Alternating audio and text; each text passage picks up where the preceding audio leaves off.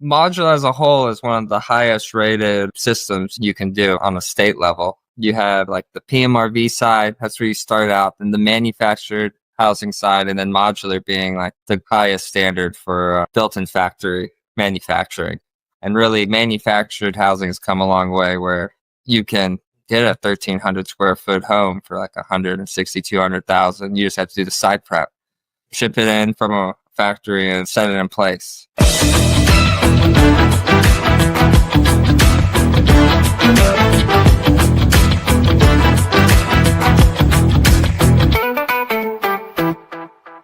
Good morning, and great morning, guys. Welcome to another fabulous episode of Exit Strategies radio show. Hey, I am your host, Corwyn J, Melette, broker and owner of Exit Realty, Low Country Group in beautiful North Charleston, South Carolina.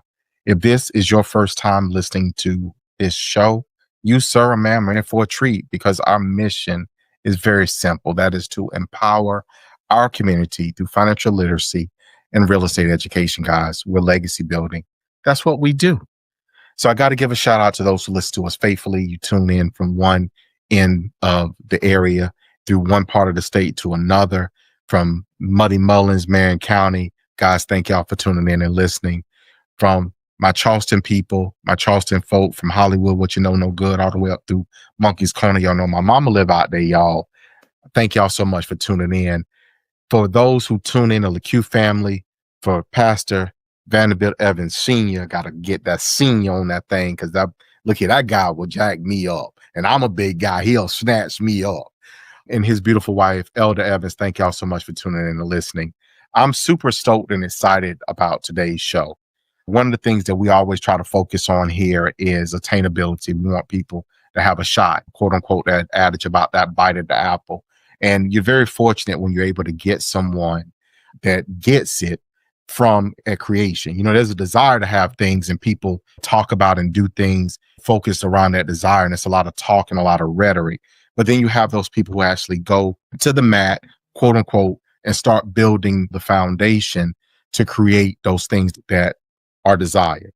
So I'm super excited to have with us none other than Harrison Langley. Harrison is the CEO, but I want to focus on this particular component right here. He is the visionary.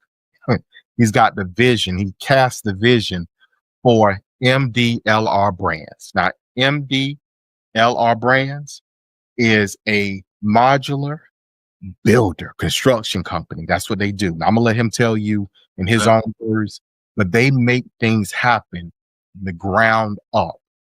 And that is what I'm so excited for today. So, Harrison, thank you for taking time out to be here with us. How are you doing today? Doing great, Corwyn. Glad to be here. Talk about modular construction and what the future holds for building. Well, so if you don't mind, look here, I did my best impression of professional introducer to introduce you. But how would you introduce yourself to our listeners? High level overview, who you are, what you do. Yeah, so Modular Brands, we started off as a fiberglass SIP company, structurally insulated panels. Just thinking it's a better way to build. We've been building with stick frames for the last 300-400 years, especially in Charleston. There needs to be some better technology. So we've introduced a SIP panel that comes 8 by 36 feet long to build our structures. And we've built everything from volumetric modular houses that we've sent finished to the Bahamas, where they were put together, 9 modules to one unit. Or where we've been in Chattanooga, Tennessee, where it's been a flat packed house, but we've done ADUA frames and like a 3,200 scenic mountain overlook home. So we've definitely spread the board with what structures we can build, manufacturing a lot of the walls and the connections in a factory, and then flat packing, shipping them to site, or finishing the whole unit in the factory and shipping it to site. Both have their merits. Usually it comes down to cost. Each project's different. That is very fair, very fair. So what drew you to this space? Like, what caused you to say, man, look here, there's a better way to build this mousetrap? What brought you to that? Yeah, 2 big things. I mean, the US, we're about 1 million homes short right now. We need to be manufacturing, and we're just are not keeping up with demand. And the demand level is 350,000 and below. People need affordable housing generally for 3-bedroom, 2-bath. 1,300 square feet. That's what a lot of people want, under 350. I know Charleston area might be a little more expensive. And, Fair. But it's still a need for that. A lot. still a need. So that demand is there. Doesn't matter where you are, that price range. So it needs to be something that can go in that doesn't strain the local labor market that's used to higher costs if you're in a higher end market. And being able to build these structures quickly and attainably, and anyone can have them, because there's a huge demand, especially in the right markets. So speaking along that vein of higher labor costs and stuff, because oftentimes people don't understand the true cost. I mean, consumer looks and says, man, that's too much, right? But then the people that swing the hammer, that carry the nail gun, that run the plumbing lines, et cetera, all those people, everybody wants, there's a cost of living, right? So everybody wants to make a wage. So that really influences the cost of construction. But when you bring this construction in-house, now you have better control over it as far as costs. Is that about right? It is, yeah. You don't have wet days like torrential downpours that clear out your site. And there's been a lot in May, so it's much easier to build with, and you know what the weather's going to be. Interesting. You know what it's going to be like inside. That's good. There's also this thing about waste. Like you have it down to a science so that you have less waste on materials, which also saves money. Is that right? Yeah, you don't need as many loads from a dumpster on your job site. You can really whittle it down till you bring in what you need to the site if you're manufacturing in a factory. So it definitely reduces the on-site waste a lot. And also keeps your stuff where it's supposed to be. You ain't got people taking your materials from your job and going somewhere else and doing something else with it. So that's probably a big one too. So Harrison, let me come around on this. Because let's talk about it. Not here. I'm in this arena, in this space, as far as with consumers that are looking, and we talk about all types of products and all that kind of stuff. Because again, most times it's about affordability and attainability based upon your budget. First, what do you want? And then let's try to match it up with the market. And we may need to change the product in order to get what it is that you really want. So my question here is modular construction. First, what are the pros and cons? But then subsequently, why is modular a great option for consumers? Because many people have misconceptions about it. Let's take a short break. You found the perfect property. You got the vision. Now you need the capital. At Melette Capital, we specialize in funding real estate deals for investors who want to build, flip, or hold and don't have the time to chase after banks. Whether it's new construction, a fix and flip, or long-term rental, we offer simple terms, fast approvals, and access to private capital. We even work with manufactured housing projects because we know what it takes to build value from the ground up. Simple. You bring the deal, we bring the money. Visit melefundcapital.com or call 843-619-7038 to get pre-qualified today. Melette Capital, we fund what you build. Modular as a whole is one of the highest rated systems you can do on a state level. You have like the PMRV side, that's where you start out, and the manufactured housing side, and then modular being like the highest standard for built-in factory manufacturing. And really manufactured housing has come a long way where you can get a 1,300 square foot home for like 160, 200,000. You just have to do the site prep, ship it in from a factory and set it in place, especially where your labor costs can be much higher. You just have to think about the cost of getting the foundation ready and hooking up the mechanicals roughed into the foundation and then connecting the unit. It's a big time saver than building an entire house on site. Even if you're doing the flat pack version where we're just shipping you the panels, you still have a house up in 2 to 3 days, depending on the size, instead of a couple weeks with a traditional framing. So there's a lot of ways to save on your labor costs, being one of the biggest. So you guys do all kind of products. And Harrison, if our listeners, guys, y'all, this ain't new to you, but Harrison, it may be to you.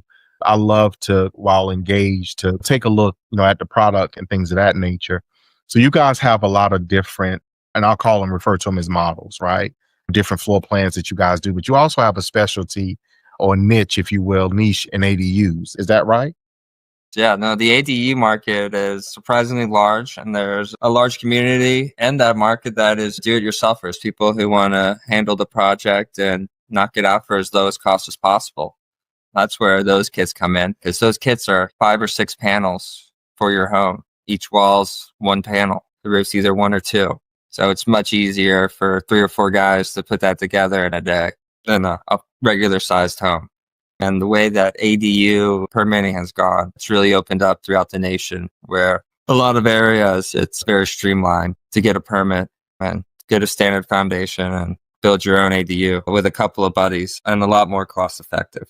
So ADU. So for our listeners, let me define this, phrase that, not define it.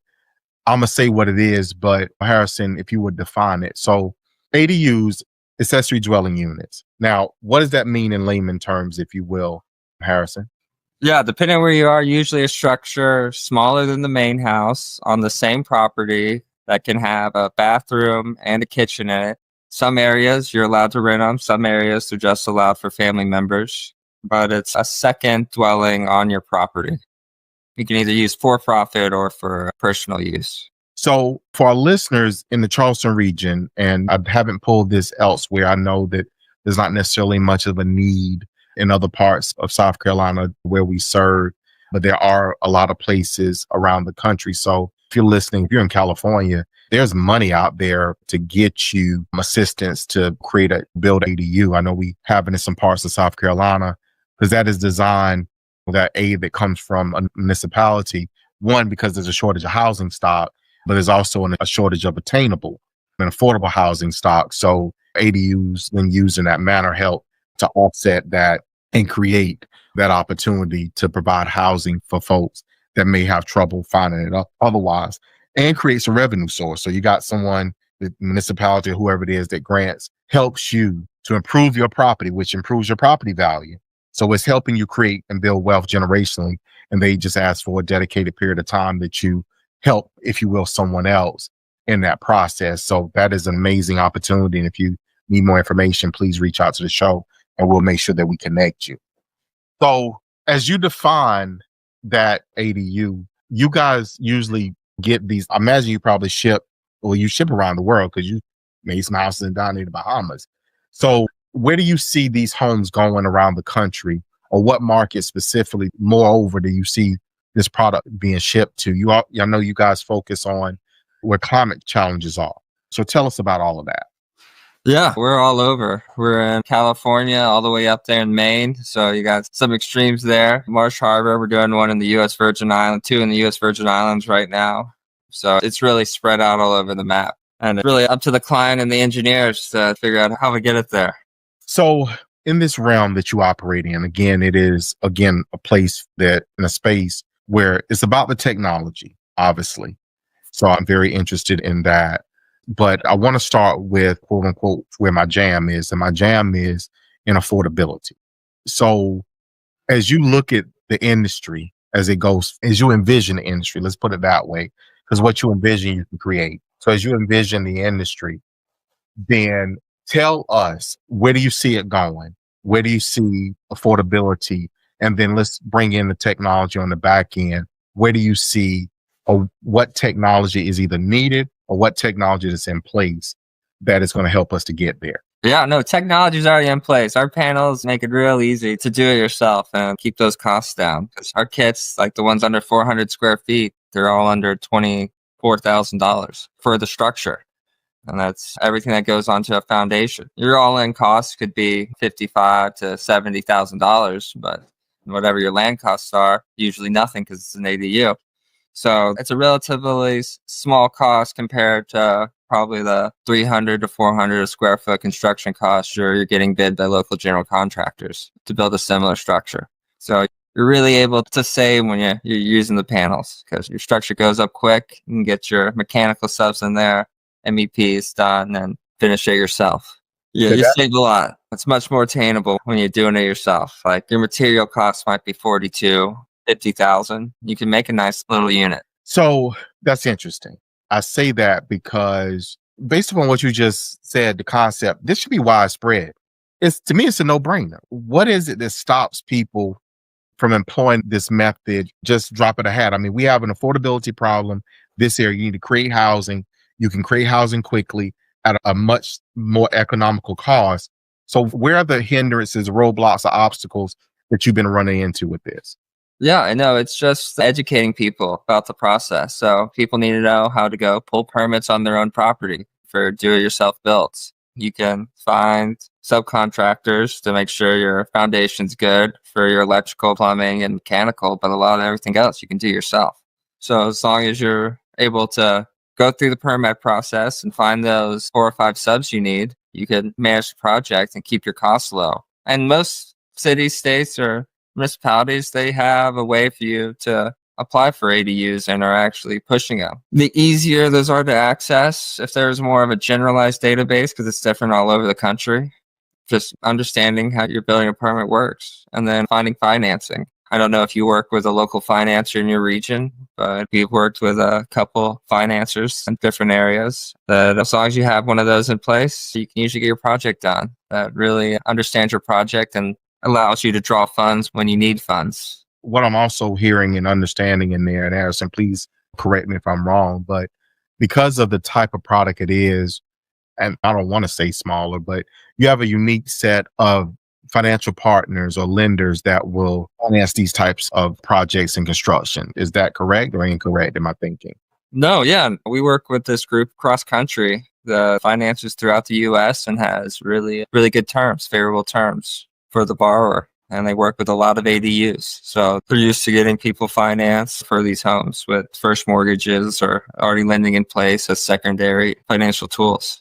Okay, that's helpful. That's very helpful because that helps me to understand so we can obviously articulate to our listeners, hey, these are the things that you might want to consider or otherwise know as you explore this particular space, because it's very important that we have an understanding of the big picture so we can help achieve it versus running into hindrance obstacles and otherwise feeling defeated and giving up because we quote unquote bumped our head against a wall or something there. So Harrison, this question, because I mean, again, I love this space. I love this concept, but this particular space and such, the future of this industry, you made mention of shortages, which we're a couple million short on units, quote unquote, to meet demand as a whole in our country. But where do you think this portion of the industry will be in the next 5 years? Will we see a dramatic increase in the number of panelized modular construction homes that are being built? Do we think it'll be a more gradual or subtle increase? Where do you perceive the industry going? Yeah, I mean, it all comes down to cost in the end, especially for the bigger players, building apartments, doing tract homes, doing 50, 100 homes at a time. That really drives the standard of the industry. And with lumber prices going up and tariffs on steel, our fiberglass panels are looking better and better. So right now that we're cost comparative or a little less costly than what's currently out there, will be put into more and more jobs and just proven. People want to see it to believe it. So you have to have market success in some smaller areas, and it really grows from there. Word by mouth is probably the strongest growth that we have. So you make every project, it's a marketing campaign, it goes smoothly, and you project that, you'll get a bunch more. You'll get 10 more. So the growth is there. The demand is definitely there. The educational part and just making people aware of what's possible is the hard part. We've worked for a long time to find a national lender, and finding one was a big relief. So because most people don't want to touch those smaller loans under like 50,000 or 60,000. Yeah. And it's interesting. In the banking relationships, I mean, obviously you know it, but the banking relationships used to be a lot more personal than what they are. So you could go to the bank and walk down, sit down with your person at the bank and, hey, I'm looking to do this. And they would, okay, well, that's a good idea. I like that. And they reach across and shake your hand and they say, well, going up into the tell, take this paper up there and they'll give you the money or they'll do X, Y, and Z, but that isn't a relationship in banking anymore. So now it's so standardized that these niches that exist are not served or completely underserved because nobody's looking at them because it's so standardized. So I definitely can understand and relate really on that.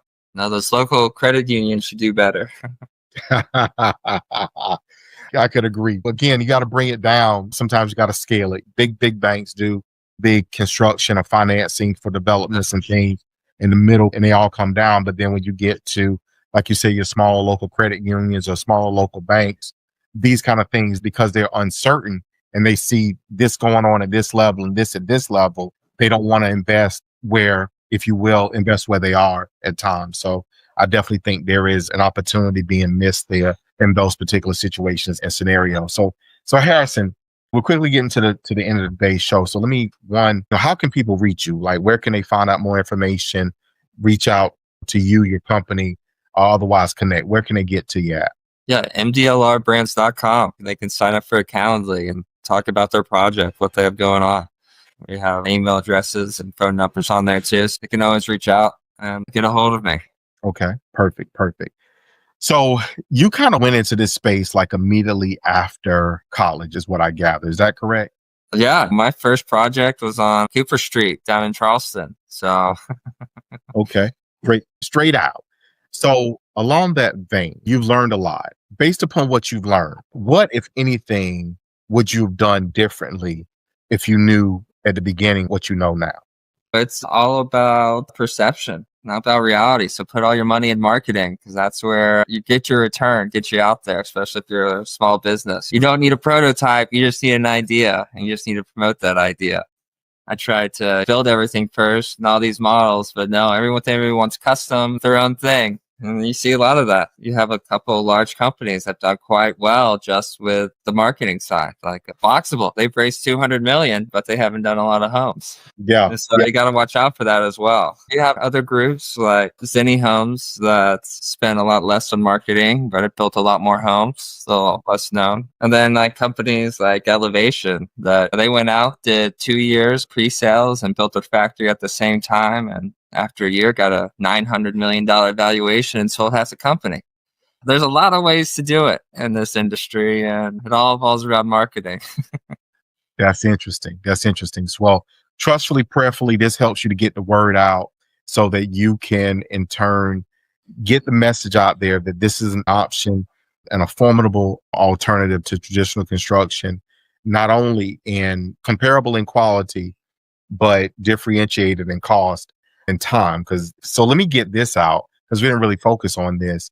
You know, you guys get out of factory, and you may mention with a small crew of people, a few people, depending upon the size of the project, you can erect this in a few days.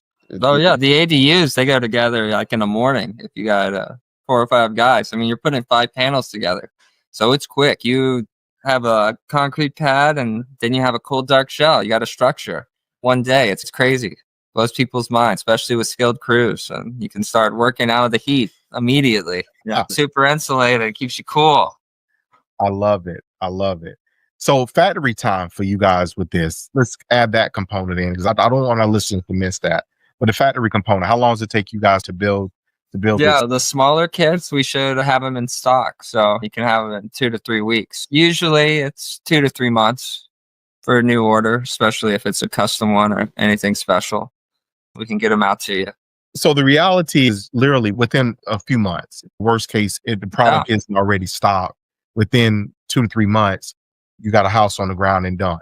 Yeah, for the ADUs. So we'll get your structure up, send you what you need for permitting, your foundation, monolithic pad, or you'll probably do a lot more monolithic pads, not a lot of concrete. You need to get a little elevated in those flood zones. I love it. Block walls. We have those plans already done. You just got to apply them to your lot. Go get your permits. Get that foundation in so we can get your structure up. That is awesome. That's awesome.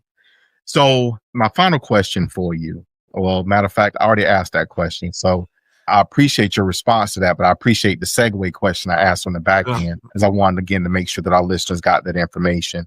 So Harrison, I want to thank you. Thank you for taking time out. Again, this is an arena and a space that I'm very intrigued by. I love it because it's an affordable alternative. So I thank you for taking time out of your busy schedule to be on with us and give our listeners some insight into this realm. So I really appreciate that. Thank you, Corwyn. It was great being on. Awesome. So for our listeners, guys, look here, y'all got it, but y'all ain't get it from me. Y'all got it, quote unquote, from the horse's mouth. You got it from the source. You got it from somebody who's there at the point of foundation and is helping you build it and grow it. So guys, I thank you so much for tuning in. I thank you so much for being faithful and loyal listeners. Please continue on this journey with us. I appreciate you. So as you always know, as our listeners, you've heard me say this repeatedly. Y'all know how I feel. Y'all know what I say. Y'all know I always put the two of those things together and I give it to you this way, which is to tell you that I love you. I love you. And we're going to see you guys.